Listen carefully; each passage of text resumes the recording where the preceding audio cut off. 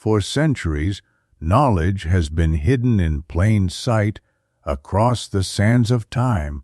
Whispers of lost civilizations, cryptic symbols, and forbidden histories have been erased or concealed. What if the truth was never lost, but hidden?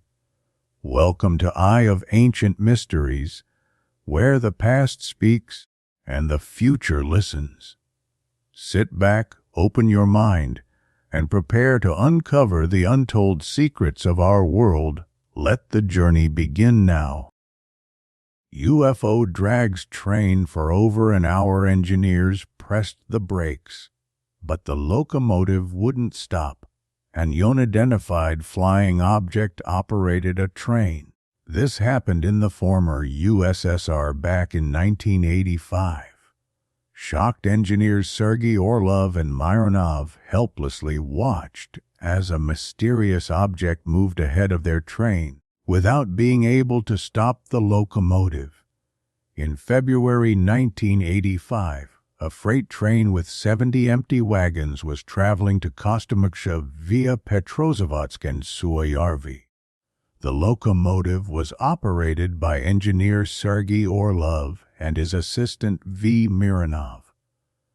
The train was running on schedule when Orlov suddenly noticed a strange ball-shaped object beside the trees. The UFO was moving parallel to the train. Orlov and Mironov watched the object intently, wondering what this marvel could be. Saw it emit a beam of light toward the ground, the engineer recounted. Mironov was speechless, and the glowing ball suddenly surged forward, flying ahead of the locomotive about 30-50 meters in front. Fearing a collision with the ball, Orlov shut down the drive motors and pressed the brakes with all his strength. But the locomotive didn't stop. It didn't even slow down. Instead, it kept moving forward as if something were pulling it. The stunned Orlov and Mironov helplessly observed the mysterious object moving in front of the train. It seemed to be dragging the locomotive and the freight cars behind it. The object had a perfect geometric shape, about 4 meters in diameter, and moved low above the ground in complete silence. Orlov turned on the radio, which luckily still worked.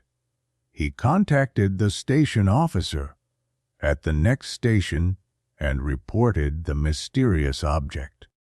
The woman didn't understand what he was talking about, but she saw with her own eyes a fiery ball and a disc-shaped UFO flying ahead of the train.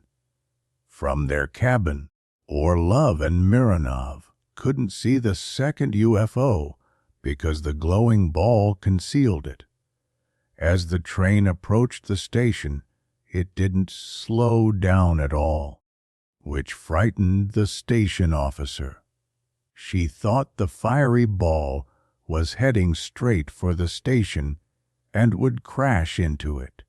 But just at the switch, the ball suddenly detached from the locomotive, veered around the station building, and then returned to the front of the train. Meanwhile, the train passed the Novi Pesky station, but at the moment when the ball detached from the train, its speed suddenly decreased. However, some object struck the engineer's cabin. Orlov and Mironov were injured when the front window shattered. Immediately after the ball returned in front of the train, the speed increased again. As the train approached the Zastava station, the UFO vanished into the forest. The train immediately slowed and stopped at the station. Orlov exited the cabin to check for damage, but a bright beam of light shone down on him from above. When the engineer returned to the cabin, the train started moving on its own. The fiery ball dragged the train for a while longer, then disappeared again, this time for good. The train with its 70 wagons was pulled by a UFO for about 1 hour and 20 minutes. It covered more than 50 kilometers. Thanks to the mysterious object, 300 kwadjas of diesel fuel were saved. Orlov and Mironov were not seriously injured but were in a state of nervous shock. Their superiors couldn't find a logical explanation for the incident. In the Soviet Union, they knew how to cow UFOs and communicate with them. In the Soviet Union, UFOs were taken very seriously. The KGB and the Ministry of Defense had special units that collected and analyzed all information about anomalous phenomena. Military experts even learned how to call UFOs and make contact with them. Once, Russian Prime Minister Dmitry Medvedev was asked an unexpected question. A host from the Run TV channel addressed him as a former president of the country and asked whether it was true that, along with the nuclear briefcase, the head of state also receives a secret folder containing information about UFOs. Dmitry Medvedev replied that this was absolutely true. He added that besides the folder, the president also receives a report from special services that monitor alien activity on Russian territory. When asked whether many aliens live among us, Medvedev answered that he wouldn't say, so as not to cause panic. He recommended that those curious for more details should watch the documentary Chronicle Men in Black. Of course, this can be taken with a sense of humor. But seriously speaking, both in the USSR and in modern Russia, the topic of UFOs and other anomalous phenomena has been and remains strictly classified. No official representative will ever mention it publicly. Another matter involves experts who no longer hold high-ranking positions and thus have more freedom to speak.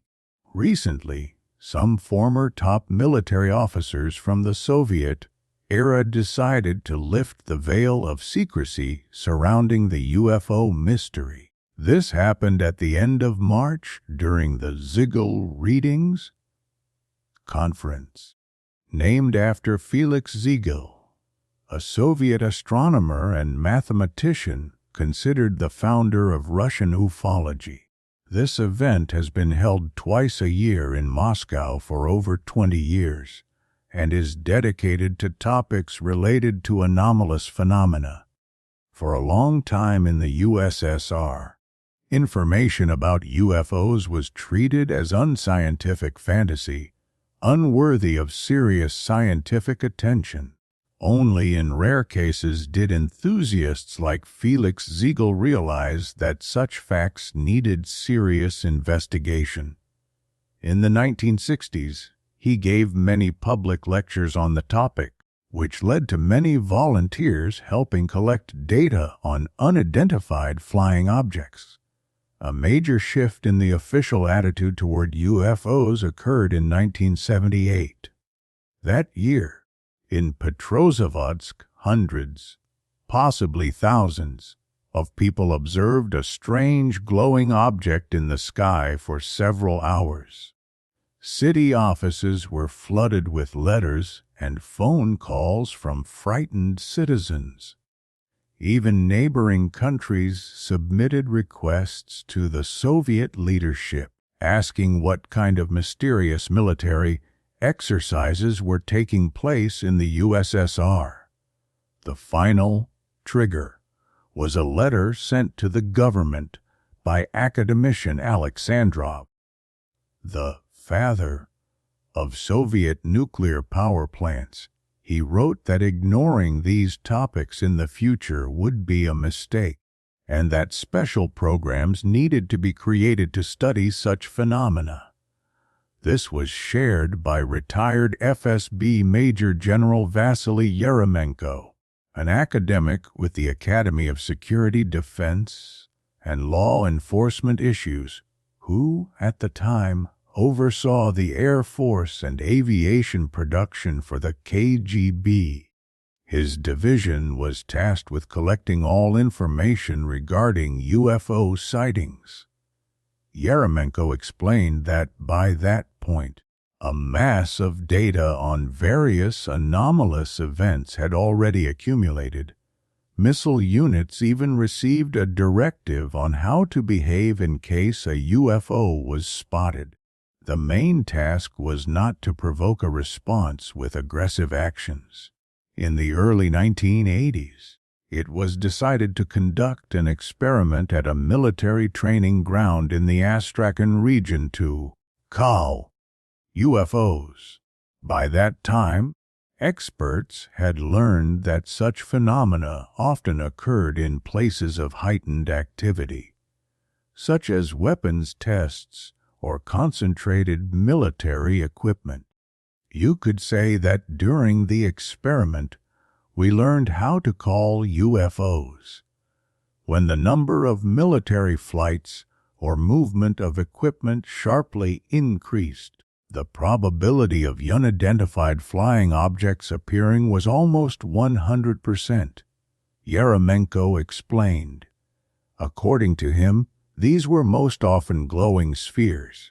Over time, all the participants in the experiment became accustomed to these phenomena and began to treat them as something natural. Some specialists even attempted to establish contact. This was done like this. Someone on the ground would begin making smooth hand gestures, waving twice to the right, twice to the left. The sphere in the sky would respond by also moving twice to the right, twice to the left. "We can't explain this fact," the general admitted. In the end, the military and scientists involved in the experiment reached three main conclusions. First, these could be natural phenomena that modern science still cannot explain.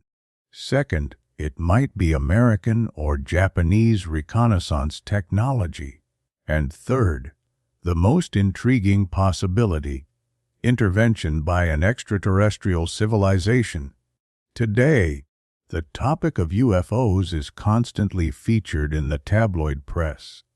Precisely because of this, Yeremenko believes serious scientists are afraid to express their views publicly and remain silent. In personal conversations with pilots and cosmonauts, he has repeatedly heard stories of similar encounters, but they do not want to speak publicly.